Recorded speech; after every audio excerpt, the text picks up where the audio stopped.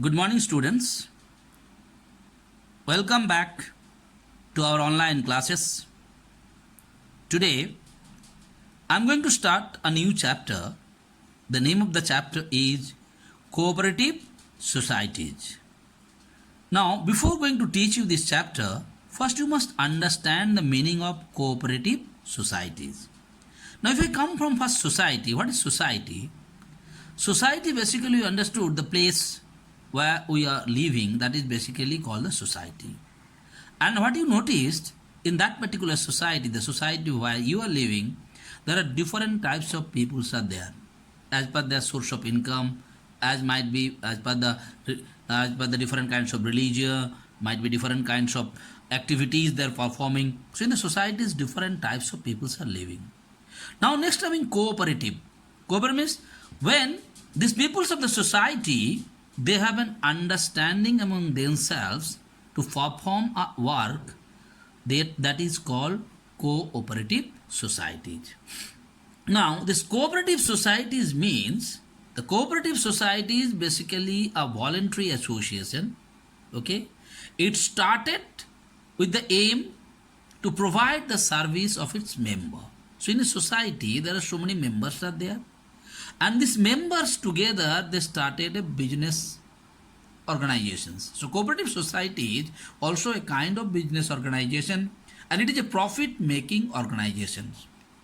Okay, and now in this profit making organization, what is happening there? The people of that particular society, they join together and they jointly they do the work, and they are doing the work voluntarily with the motive of providing service to the members of the cooperative society. That is what is basically called a cooperative society. So I have given you the definition here. A cooperative society is a voluntary association started with the aim of the service of its members. It is a form of business where individual belongings to the same class join their hands for the promotion of their common goal. I told you in a society different kinds of peoples are there. Okay, so the people those who belongs to that particular categories, they join together, and after join together they perform a business, and in this business what is their aim?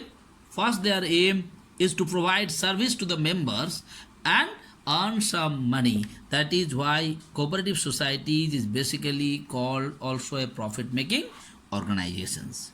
Now in our syllabus, what is there in cooperative societies to be learned for the board examination is only the meaning and features.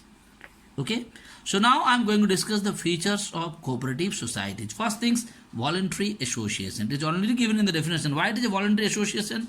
Here the members of the cooperative societies, they work with the aim to provide service to the members, and here they are working not for the purpose of getting any salaries or wages.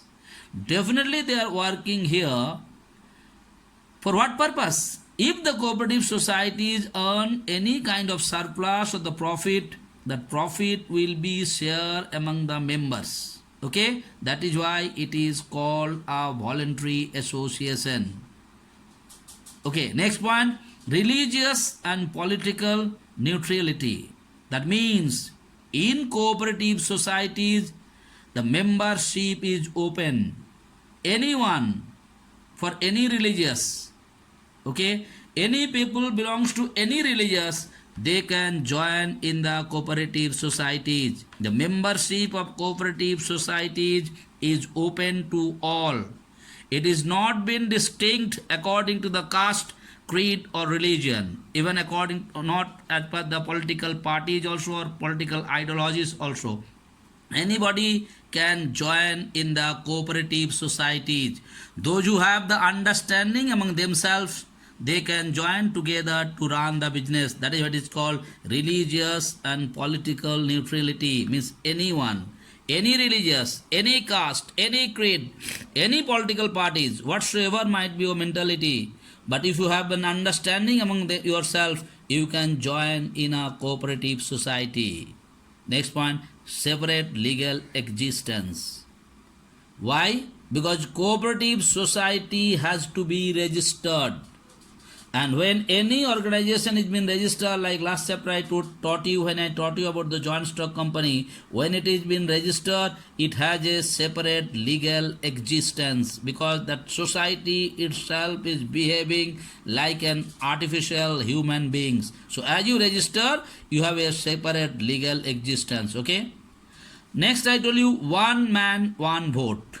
In cooperative society, basically it is a democratic organizations. And you know what is democracy? Democracy means, basically, you know, our in India is a democratic country. Here the Prime Minister is being chosen by who? By the public, by the system of voting. So here also in the cooperative society is one man, one vote. Means everyone. So whether you have given more share in the cooperative society, whether you provided more capital in the cooperative societies, but your voting power will only be one. The voting of the cooperative society is not depend on the share given by you or the capital contributed by you to the cooperative society.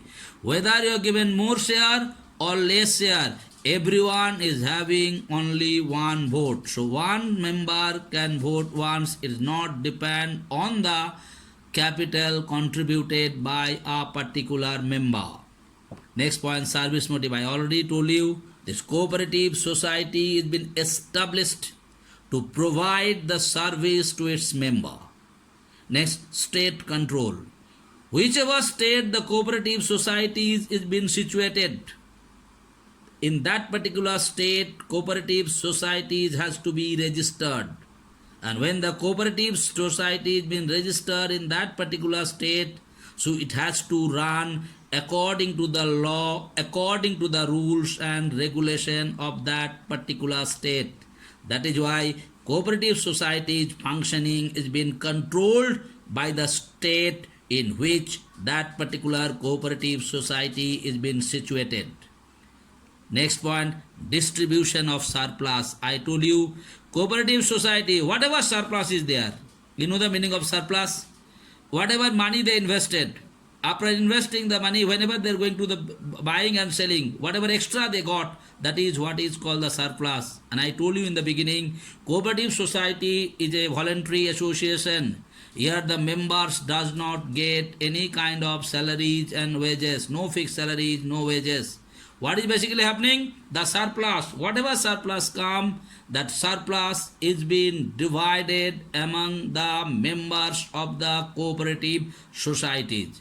And the surplus is basically divided according to the business done by a particular member. That is what is called the distribution of surplus. Whatever surplus, whatever extra money they got, okay, that money is being distributed among the member. Next, coming the last point, cash trading. Remember the meaning of cash trading. In cooperative societies, there is no credit business. मतलब उधारी का कोई business cooperative society में होता नहीं है. This is one of the very important point. In cooperative society, whatever buying and selling is being taken place, that is taken place in cash, no credit. बाद में देंगे, cooperative society में चलता नहीं है. That is why it is called a cash trading. So once more, what is cooperative society? I told you, cooperative society is basically a voluntary association where the people of same type, they join together and jointly they perform a business. And after performing the business has been performed to provide the service to its members. And after providing the service, whatever business they do, whatever surplus they got, that surplus is being distributed among the members of the cooperative societies. That is what is called cooperative society. Its features are voluntary association. I told you what is voluntary association. Religious and political neutrality, that I told you. In cooperative societies, membership is open. Anybody can join. There is no religious, what I'm telling you, obstacle that only the Hindu people can join, only the Muslim people can join, not like that. The people, those who have the understanding among themselves, they might be from any religions, any caste, any creed, they can join in the cooperative societies. Then I told you separate legal existence means cooperative society has to be registered. When any society is been registered, it has a separate legal existence. It is different from its member. It has a different name. That is what, like that. So many, I discussed 8 features. Okay, I hope it is clear to you. Now, what is the homework for tomorrow? Please do the homework every day. If you do your homework every day, then your workload will be very less. If you don't do every day, then workload will increase day by day, then you will not be able to finish it off. Okay. So what is the homework today? Write question number 1, 4 and 6 of short answer questions. This first one. And second, explain any 5 features of cooperative societies. Okay. I'll send you the PDF of this particular chapters also. Please go through it. Okay. And if you have any doubt, please phone me and let me ask. I'll definitely clear your doubt. Thank you.